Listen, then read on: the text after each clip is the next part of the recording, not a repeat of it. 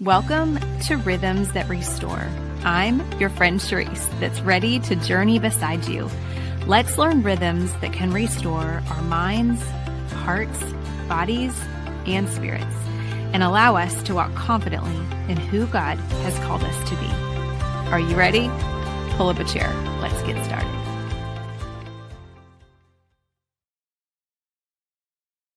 Welcome back, everyone, to the podcast. Thank you so much for being here. We are so thrilled that you pulled up a chair with us today. And today's episode, I am thrilled and honored that my girlfriend, Christy Dunn, is with me. You guys, I have known Christy for a long time, and I'm so thrilled today to have Christy here to share more about her story and really to share some really awesome wisdom too about marriage and family life and habits and just beautiful rhythms that we can all be putting into place to really, as we say, in our podcast definition, for our hearts, our minds, our bodies, our spirits. And so y'all, we are in for a treat today to have Christy. So Christy, welcome to the podcast. Hey, I am so excited to be here. Thank you for inviting me. You're welcome. You're welcome.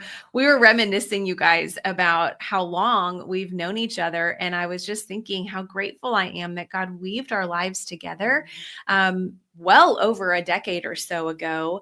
And it's just been really cool to see the growth in Christy's life and in my life and how God's been moving our hearts and working in us. And so it's really fun. And that's been the joy in this podcast, is that I'm able to have my friends on and to share their stories and to share the work that God's doing and how he draws in each of us and uses our gifts and talents to be able to go out and serve others. And so y'all are going to learn more about that. But let me tell you guys a little bit about Christy. And then Christy and I have so much that we want to dive into. And, as always, you guys, I have things that I'm excited to have share about my friends and to have them share with you.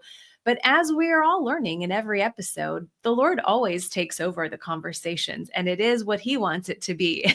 So we're grateful for that.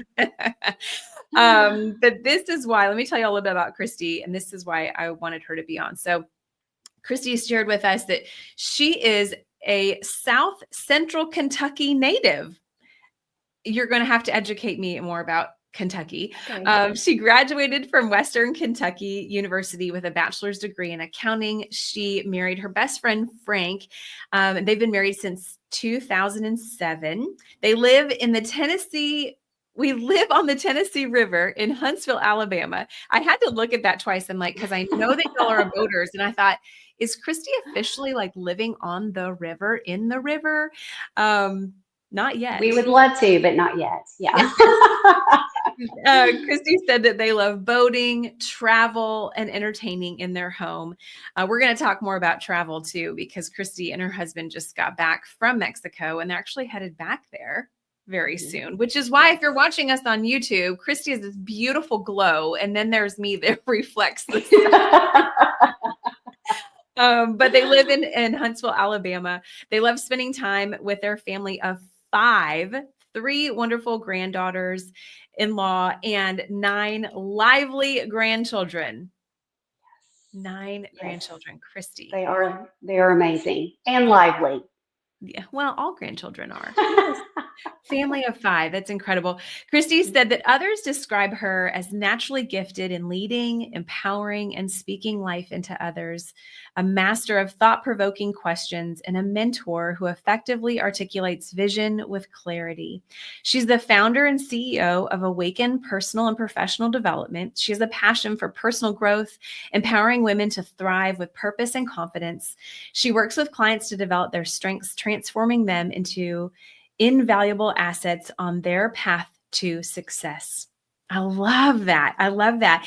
And Christy, when I think of you and when I think of your journey and who you are, who you be, and who you help others to, I see you as a woman who is brave, who is bold, and who is courageous in her obedience. I have so loved watching you grow, and I have loved watching your courage, and truly courage in opening your hands and saying, Lord, what do you have for me? And it's been exciting to watch that. Yeah. Yeah. So thank you for being here and for sharing your wisdom and knowledge and your story with us. Yeah, it's been an incredible journey. I can tell you that. It's so cool. So, okay, take us back. So you and Frank were married in 2007, and Mhm. you guys are Kentucky, you're raised in Kentucky, but you're Alabamans. So I was raised in Kentucky near Bowling Green. Okay. And so lived there until the mid 90s. And then I actually had moved around quite a bit, but I landed in Knoxville, Tennessee in 2001. Okay. And in '04, I met Frank in Knoxville. He is a Knoxville native, Okay. but as an engineer, he had moved to Huntsville, Alabama, because it is the mecca of engineers in the Southeast United States. And so we met in Knoxville and dated long distance for a little while. And then I moved to Huntsville and then dated a little bit more. And then we decided we wanted to be married. So we've been married since December of '07. You guys, that's so cool. That's so cool. Okay. And you guys have 5 children. Yes. And go ahead. What is the Yes. span? So I actually was never able to have children. And so Frank has 5 from his previous marriage. And so, we get married and they became mine, of Mhm. course. And, it was, there were challenging transition times, of course, because obviously I don't think anybody really knows how to be a parent. But when you walk into it to 5 teenagers, that is like a lot to swallow. So they are now all successfully adulting. Our oldest son is 39, and our youngest is our daughter, and she is 31. Wow. Christy.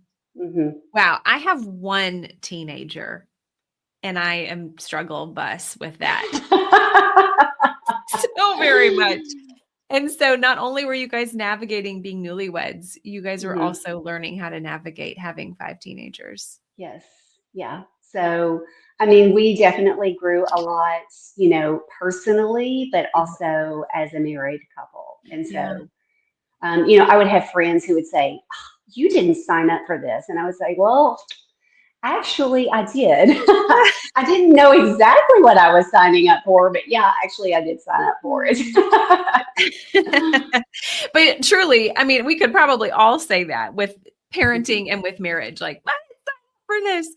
You're right. Yes, we did. None of us know what we're going to Mm-mm. get when we walk into marriage. And we for sure don't know what we get, nor what we're doing with parenting. Right. But that's how the Lord grows us, Hmm. is in those Absolutely. times when we want to say Mhm. that. The Lord's Yes. like, oh, I know why I have you here. Very much so. Such a refining season. That's exciting. And so I know that you guys love to be home because are all the kids and the grandkids, are they kind of in this area or are they all over? So actually, 4 of the 5 are right here in Huntsville, Alabama. And then our oldest son is a Marine, and they are currently stationed in Beaufort, South Carolina. Oh, cool. Very Mhm. cool. Yeah.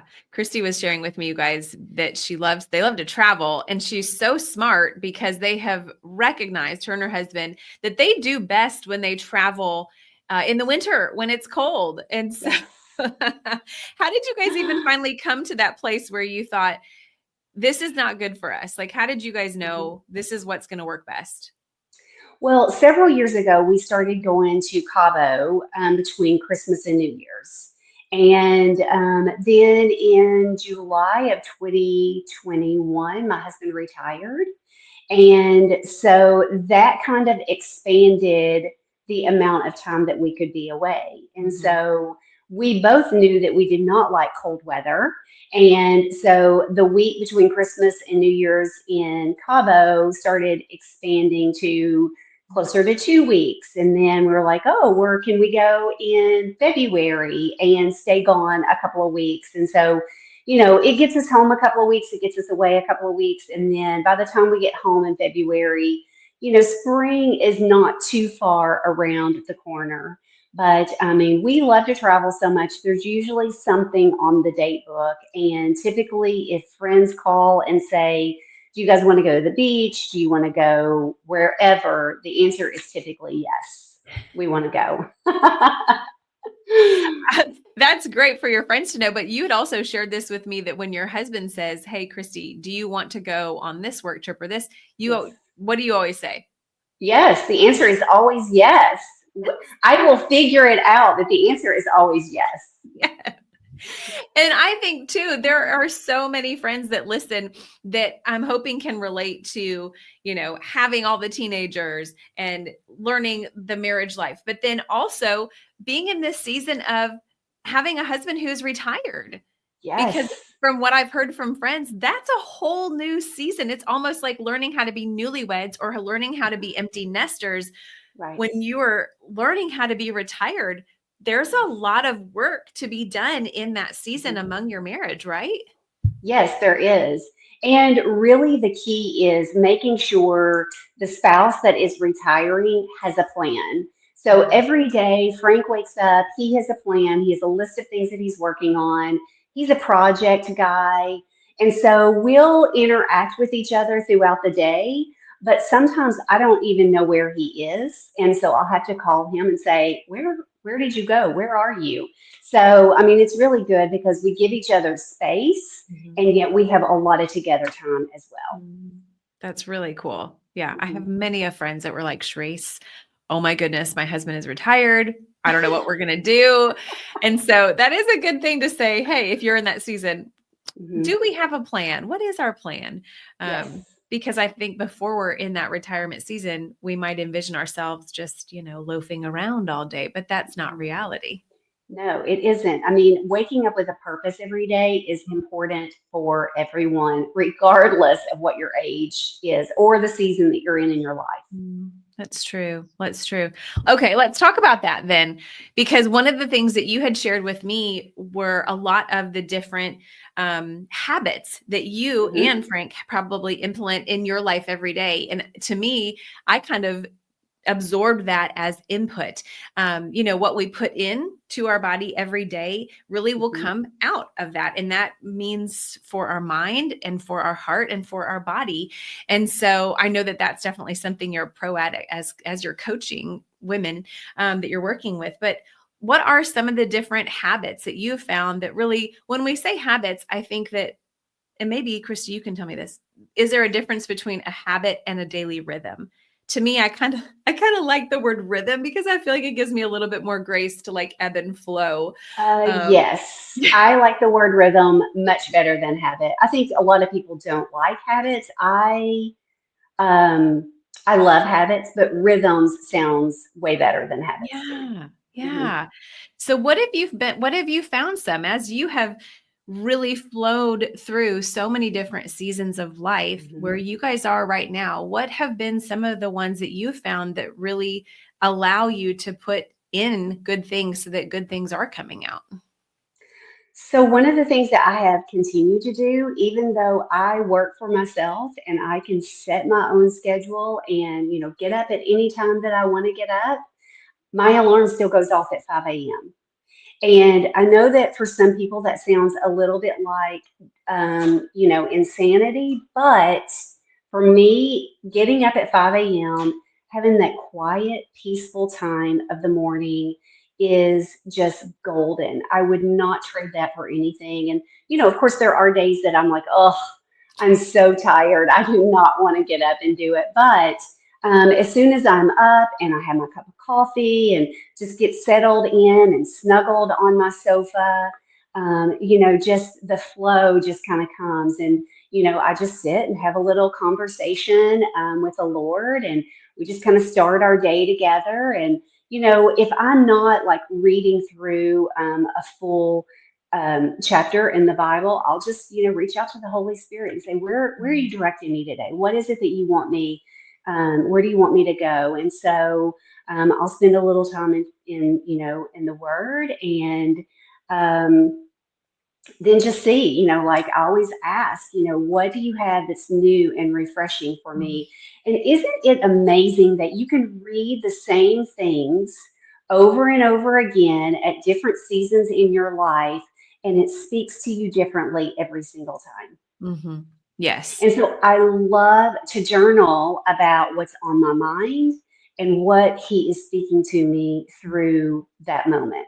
Hmm. And so, to me, journaling is like one of the greatest forms of therapy out there. And I also love like later going back and rereading things that I had written in my journal, like things Mhm. that I was praying about or was on my mind. And then you realize, why was I even worried about that at all? Or, oh my goodness, look how the Lord took care of that for me. Like I shouldn't have even been worrying about that. Yeah. I keep having so many friends share that with me. I actually did buy a journal this week, Okay. Christy. Big step. Okay. Because I keep having all my friends sharing about this. So tell us, why do you think journaling is such a healthy practice, like therapeutic practice for us? I don't know. I think there is a connection between your mind, your heart, and the ink pen and getting it on the page. It's like putting your emotions on the page. Mm, And for a long time, I was like, oh, well, what if somebody reads this? Ugh, that would be just awful. I don't care. I don't. If somebody wants to read my journal, they can just kind of see where I am, where my frame of mind is. But I just think, you know, to me, I'm talking to my best friend when I'm journaling. You mhm. know, I'm talking to the Lord when I am journaling and what He's telling me and how I'm feeling. And so um, it's just a place that you can be vulnerable. Yeah. Wonder too, this is my totally non-scientific, just to ponder, but in our world where our minds are bombarded Hmm. constantly with every type of distraction, when we can get it on paper, if that is just freeing, and instead of our mind thinking it needs to hold on to all of these thoughts we're trying to process, when you get Right, it on paper, it's like your mind can take a breath.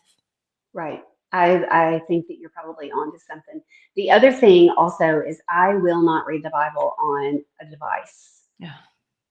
I want the book in my hands because I want to underline and maybe make some notes in the margins or, Mhm. you know, Yeah, it really does allow us, if you are reading it, like Christy said, you can read the same scripture on one day, and then you can come back to that 2 years mhm, later and be like, I didn't even today, it didn't even speak the way that it did to me two right. years ago. And so when you write that down in your actual physical Bible, it's almost like what do they call that? Like an Ebenezer stone. It's that Yeah. stone of remembrance that you can be like, wow, I forgot that 5 years ago I was walking through such a valley, and the Lord spoke Mhm. to me in this word. And then today he did it again.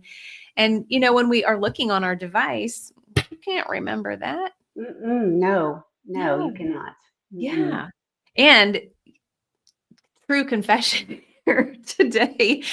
I was sitting in my office, and I was doing my devotional. I was like, yes, Lord, I just need this time with you. And I was sitting quietly, and I don't know how I'm very easily distracted. My phone was sitting there upside down. I picked it up because I had a thought, and like that, I was distracted. I had a girlfriend call. She goes, Mhm. "What are you doing?" I was like, "Well, I am actually supposed to be in the word, but I am now distracted, and I'm back on social media." And so it's almost like I have to keep my phone in the other room, Yes. Yeah. because even, I'll think, "Oh, I should Google that." Nope. It's Mhm. all of a sudden it's taken that time away. And so I love Mhm. that you said, have your journal, have God's word open in there, and make notes in the margin Mhm. there. Yeah. Yes. Hmm. Yeah, and the other thing, I kind of like having different translations of the Bible. So I have about three or four stacked together, and so some days I'll get all of them out and kind of compare how they read differently. I Hmm. don't know if you've ever done that before or not, but I kind of like to do that. Tell us some more about that, because actually last week I had some girlfriends sharing about that, and I really didn't. Growing up, I think I just had like the one Hmm. Bible my parents gave Hmm. me, and Right. I bought myself a new one a couple of years ago. But I Hmm. tell us more. Tell us more. What do you mean? So, okay, so same. Grew up with the King James.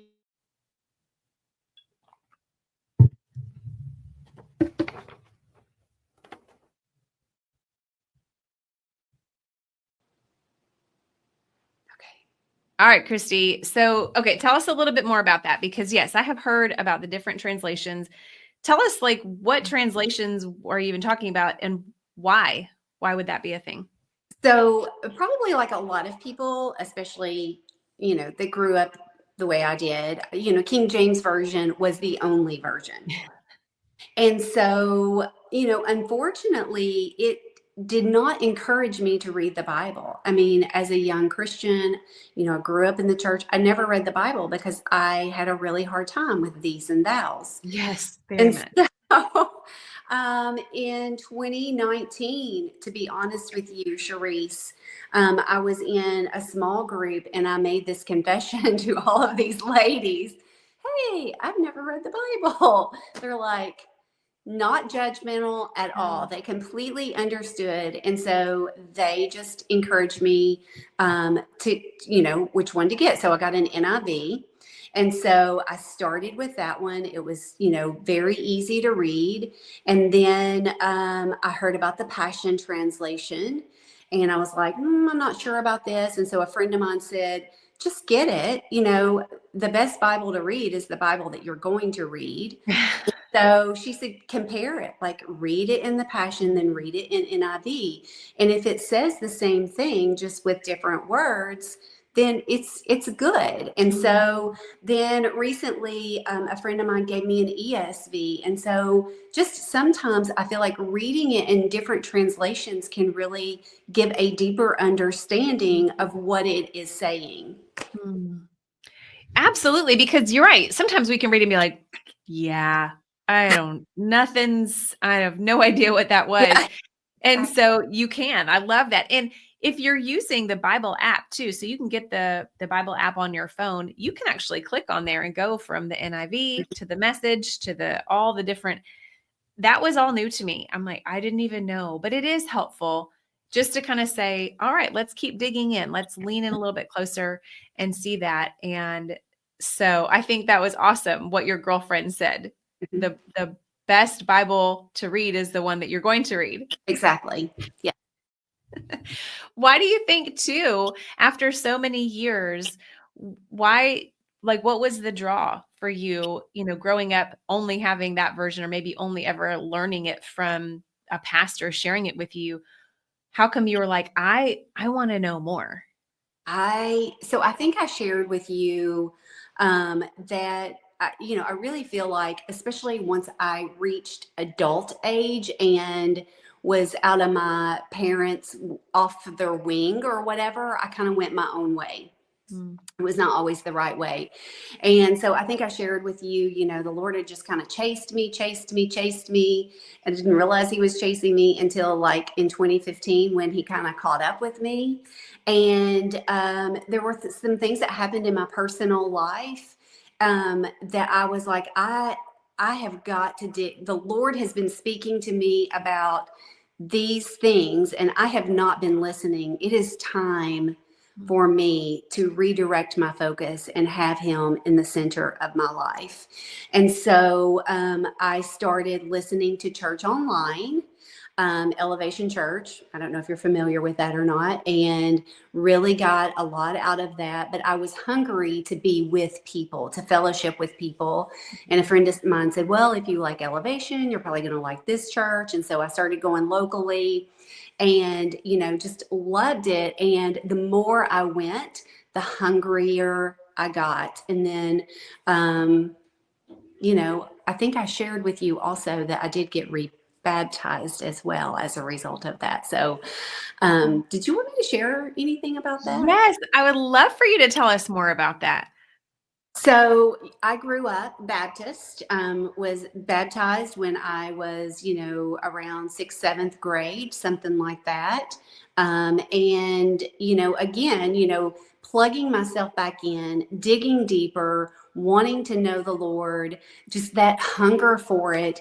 It was really funny. I was going every Sunday, digging in, learning more. And every Sunday, of course, they would say, if you haven't, if you haven't received, Jesus Christ as your Lord and Savior, or if you have and you want to reconnect or rededicate your life, you can get rebaptized. And every Sunday I would say, nope, that's not me.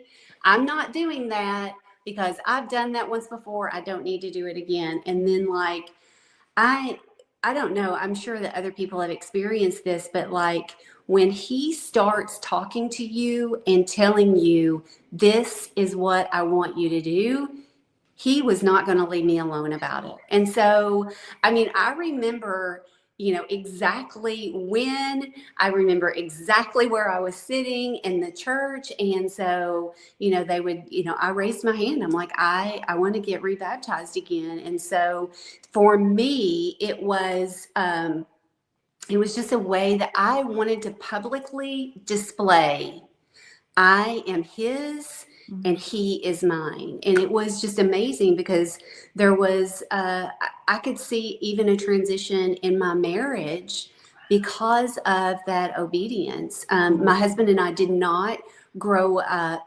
in the same religion, both believers. And he was a little bit confused about this decision. But it opened up this whole can of questions and answers and vulnerability and just talking more openly about what our true beliefs were. And so it was a total game changer on my journey of faith and knowing the Lord. And it also was a game changer in my marriage as well. Wow. Absolutely. That y'all could come together. And even if you both had questions, that you could have those together and to have that beautiful outward display of this inward decision that you had made Yes. for your life. Like that's really what we're wanting to do, to have that again, that benchmark of, Lord, I am truly surrendering it all to you. I am coming to you. I'm opening my hands. And I love how you shared that Jesus just continued to pursue you. Yes. And that's what we know him to be. We know that he comes after us. We know that he will leave the 99 and go after the one that he loves. Like he, we are his beloved daughters and sons in Christ. And so he does come after us. And many times when we all stop to look back on our life, we can go, oh, that was him pursuing me. That was him pursuing me. Oh, well, that was too. Yeah, exactly. Yeah. I can Yeah. see so many times he was after me. Isn't that so cool, you guys? Because many times we can buy into the lie that, oh, I'm too far gone, or I've done too much, or who knows what the enemy would like to whisper in our head. And that's never the truth. Never the truth. He constantly is wanting us to come to him. Right. And I'm so excited. I'm so proud of you for doing that. Thank you for sharing that part of your story too. And let's talk more about, so when you made that decision, really kind of what it even did in your marriage and being able to have like true vulnerability and authenticity in our marriages. Yes. Like, is that even something that any of us truly talk about with our spouse? I don't even know. Like, I don't know that I've ever said to Frank, oh, I want to be, actually I have, I want to be more vulnerable. But I think what happens is because life happens to us, we put up all of these little parameters. We put up all of these walls so that we won't get hurt. And so what I have learned through the years is tear the walls down, be more vulnerable with every relationship. That is the only way that we can truly be authentically who we are, is if we're just kind of raw and out there and sharing exactly what our feelings are and what's going on inside. That is really hard, Christy. It is. It is so hard. I have to work on myself every day to have vulnerable conversations. Right, because how do we not bring past experiences and past hurts that maybe haven't even come from our spouse? They could have come from our parents. They have come from other people that, if we have been hurt or something, you're right. We put that wall up like, nope, that's never going to happen to me again. Exactly. And all that does is really block out our spouse for them to be able to, Yes. relate or to be able to try to heal that wound. They cannot. Yeah. No. And I remember, not long after I had gotten baptized again, kind of opening up more and more, and Frank saying, "Hey, I am your safe space. Like, you can say anything to me." But there was always this fear of judgment, and he's not here to judge me. Mm-mm. Wow, what a beautiful thing. That's so true. And that's what God designed our marriages to be. It's a safe place for us to be vulnerable, for us to be authentically who we are. Oh my goodness. Yes, absolutely. Right. Yeah. Many times, we can think, I don't even know, but like if we're just paying attention to pleasing others or doing what others think, we can fall into that trap of almost like a little bit of a comparison game with our spouse. Yeah. And it's like, hold on, we're on the same team. Yes. We're on the same team. We're going in the same line. So why are we competing with that? And even being able to, you had shared it in here, like even being able to give up whatever the titles are that we're all looking at. Our spouse doesn't care what those are. And that isn't anything that ever will serve us in our marriage, right? No, absolutely not. Yeah. Yeah. I know. How do you think that when you were finally able to lay down some of that trying to appeal to others or any of the things that we all deal with, how do you think that that you saw that benefit your marriage and your life? I think when I started laying those things down, I started opening up to being more in my marriage. Does that make sense? Yeah. Because I chased a title and a career, and I believe that you can have a title and a career as long as you don't put that above your marriage. And I can say with all honesty, it is very sad that I chased a career more than I chased my marriage for a very long time. Yeah. Right. I know. And it's because you're right. Society tells us that we need to have a big title and a big paycheck to bring value to our homes Mm-hmm. and to the world. And you had said this on here, but that you have been on this journey of like, wow, what would that look like? What does it look like to bring value to our homes and to be able to bring value to our marriages and to our children and our grandchildren and those, even in our families, if we don't have children, you guys, like when we ask ourselves the question, how do I learn to honor my spouse best? Mm-hmm. That is a big question. It is. Yeah. So since you've been learning this more ahead of me, how have you and Frank really learned to lean into one another? And how have you learned to honor one another? So I kind of made this decision that I wanted to be more into my marriage, more into my husband, without really even sharing that that's what I was going to do, and the thought that kept coming to me was, you have to be the change that you want to see.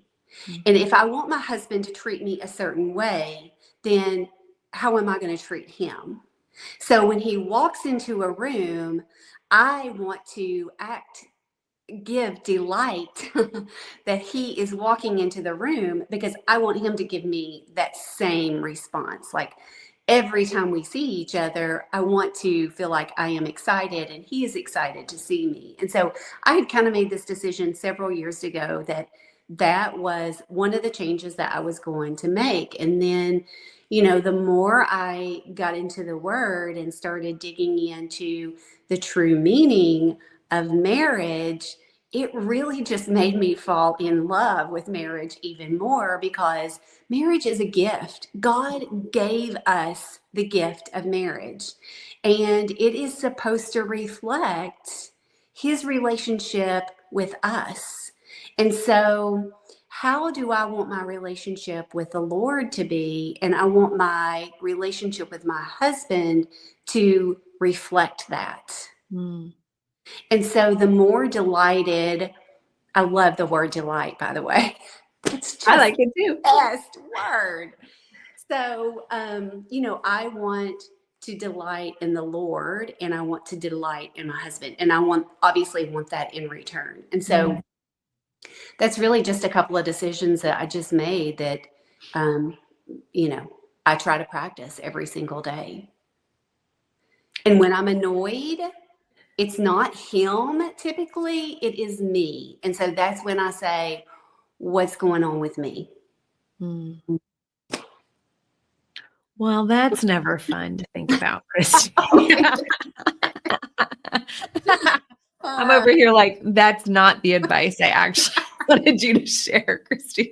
Remember those thought-provoking questions that people say that I ask? Well, I ask myself the same questions because, I want to grow also. Mm-hmm. Mm-hmm. Yeah, I remember, I don't even know how many years ago, a few years ago, we had a friend of ours that is a marriage coach, and Bob Williamson. We love Bob and Christy Williamson. And he had a training or a visual for us. And it was the hula hoop training. And we all had our hula hoop, and I had my hula hoop and I was holding on to it. And then Matt had his hula hoop. And then marriage is kind of like where the hula hoops intersect just a little bit, like one hula hoop here and there. And Bob taught us that really what we can control is inside our own hula hoop. He said, you can't be reaching in your spouse's hula hoop and trying to control. That is their hula hoop. He said, he was like, you stay in your little hula hoop, Cherisse, which is very annoying because I love to get all up in his and manage his. Yes, we love to control other people. Oh, I want them to do what I want them to do. right. And so, oh yes. When will I ever learn, y'all? But that was such a good visual. Like, you're right. You're right. What I can control is my response. What I can control is how I treat my spouse.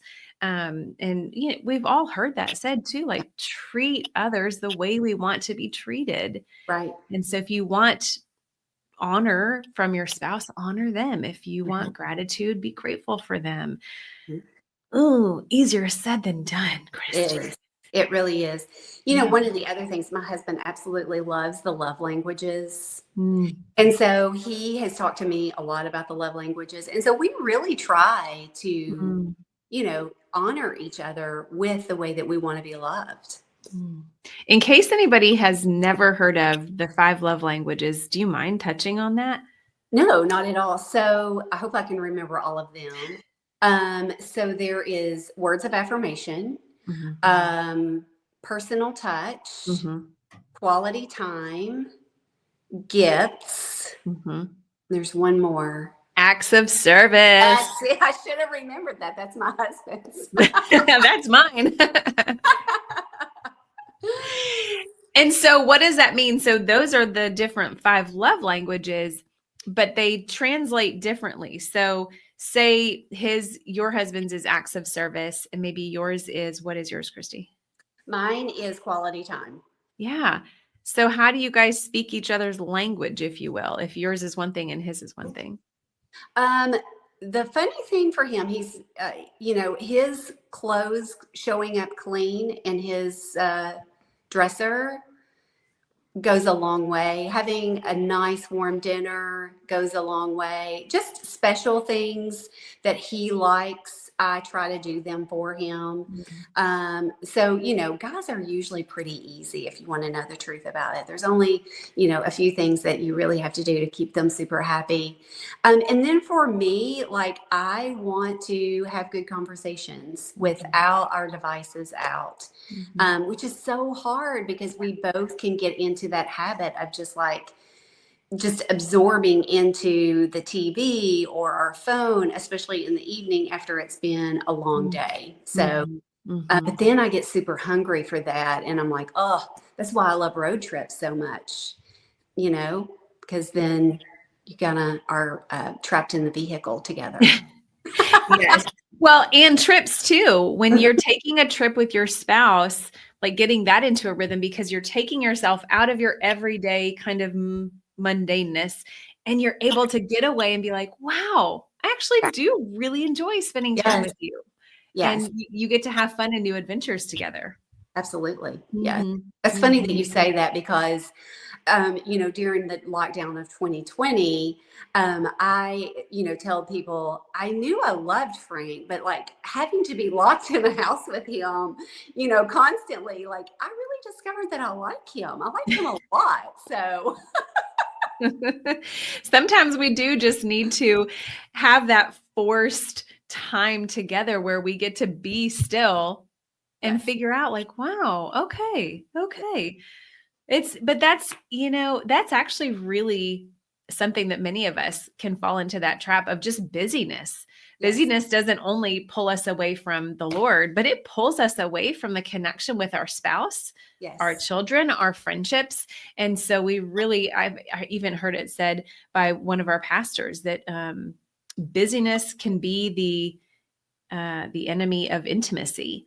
Oh, yes. And so true, because we do get so busy, we actually aren't connecting with anyone or Yes. anything. And so, right, talking about like the power of subtraction and taking things away that are not necessary, man, busyness for sure. And if we're allowing it to take us away from building and drawing a closer relationship to the Lord and our spouse, then like, Mhm. what in the world? Yes. Yeah. Yeah.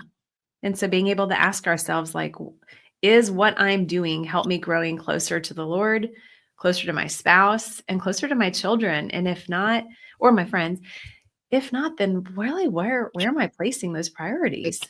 Yes. Yeah. Agree. Totally agree. Mm-hmm. So speaking of like, how do we even discern that, Christy? We're asking these some pretty big questions today, which thank you very much for asking them of me. I'm over here like I need a moment to process myself. But how do we even show up like to hear God more clearly, Christy? Mhm. So these are some big things that we can ask ourselves. So when you're looking at wanting to discern Mhm. areas that the Lord's trying to speak to you, how do you lean in a little bit more closer to do that? The morning time is, just so good. Like Yeah. even the journaling, but something else that I started doing in 2015, I was working with a coach and probably was doing more venting than I was listening to her. And so she started just really encouraging me to walk around my neighborhood. And she was like, I just want you to walk and I want you to talk to the Lord just like He's right there beside you. Mm. She's like, I want you to talk out loud. I'm like, oh my word, my neighbors are going to think I am crazy walking around my neighborhood talking to myself. But everybody's got ear pods now. Nobody knows the difference. So that was in 2015. And I finally took her advice from it. And I just walk and I talk. I mean, some mornings I don't necessarily, lean in and talk to him. I might listen to a sermon or a podcast or something. Mhm. But when I am really discerning something, that walking and talking to him, I have gotten so many answers, Mhm. just like, listening to my feet pound the pavement. Yeah, that's so true. And that we've talked about this before on the podcast, Christy, but there is much truth in that because that walking, that repetitive pattern very much mimics like therapeutic EMDR therapy. Yeah. And Yes. so it's massaging your brain and Yes. it's allowing you to process those thoughts with that pattern, that left, right, left, right, left, right is it activates the right side and the left side and the right side and the left side. And so walking and then being able to truly get those thoughts out Mhm. and by talking it out, that's beautiful. And the listening part of it too, that you said, giving God the space. Mhm. You're away from your house, you're out walking, you're in creation. And so he is like, well, I can actually get your attention now because Exactly. it's just you and me. Yes, exactly. Yeah. Mhm. That's such a great point. I had not thought about the EMDR therapy, Mhm. all of that. Mhm. So it's a whole new level. Yeah. I've spent a lot of money on EMDR therapy. I love it. I'm a big advocate for it, but I also really appreciate the free therapy that comes when you walk very much. So Christy, you shared so much, so many good nuggets about discernment, about honoring our spouses, about vulnerability and authenticity, not only in ourselves and our friendships, but in our marriage.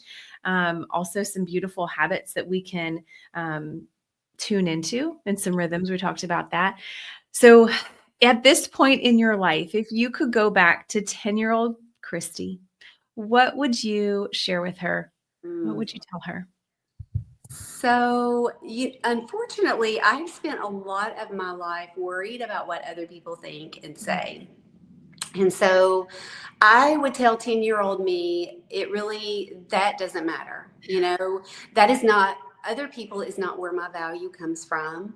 I would talk to my 10-year-old self about where my value is from, and that, I am God's child. Like, I am royalty.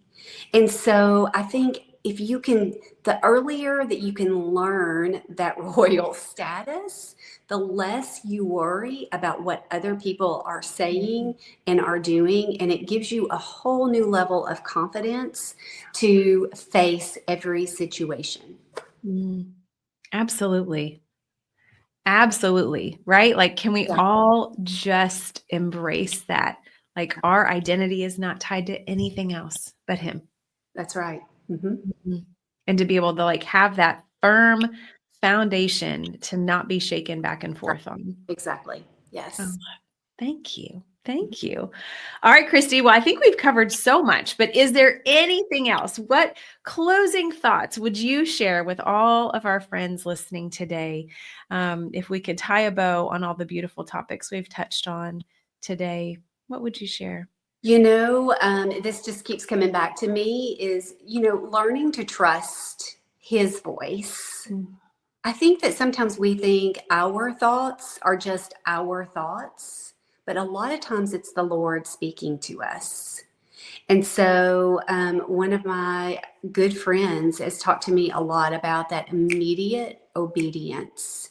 And so when you hear Him speaking, be obedient as quickly as possible, because, obviously the blessing that comes from that, and just learning to trust that it is Him talking to you and not having to go through the arguing process that I still do.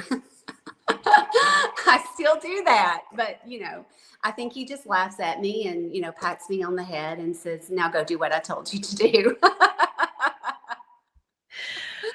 Wow.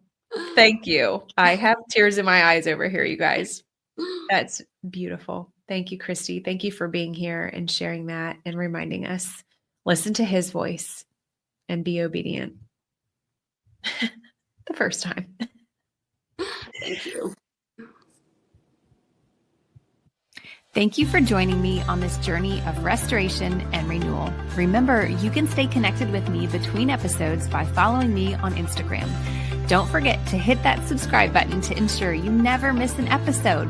And if you found value in our conversation today, I'd truly appreciate it if you leave a review on your favorite podcast platform or share the show with a friend who might benefit from these rhythms.